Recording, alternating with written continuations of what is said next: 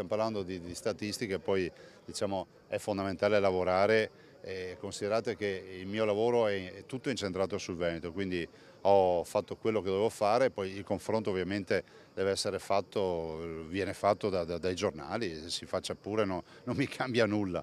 E devo dire solo che è un bel risultato, 66%. Nella classifica del Sole 24 Ore, che puntualmente ogni anno mette a confronto sindaci e governatori d'Italia, la governance poll, il governatore del Veneto perde 2 posizioni e scivola dietro. Stefano Bonaccini nel 2023 era al primo posto, seguito da Federica, oggi in testa.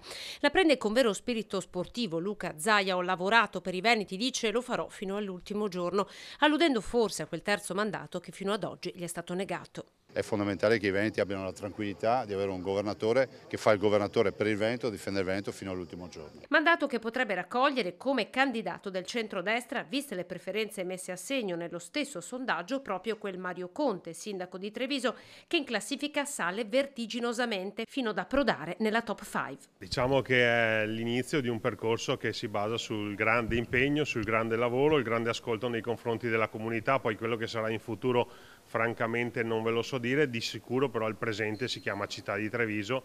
Conte ringrazia i trevigiani per la fiducia, le aspettative vanno ripagate, dice lavorerò ancora più sodo. Sul possibile approdo in regione come candidato per ora glissa, ma non esclude. Ovviamente farebbe piacere a chiunque, però sono orgoglioso che il mio nome oggi sia accostato a quello del sindaco di Treviso. Intanto c'è grande attesa per capire a chi sarà assegnato il posto dell'assessore Elena Donazzani in regione.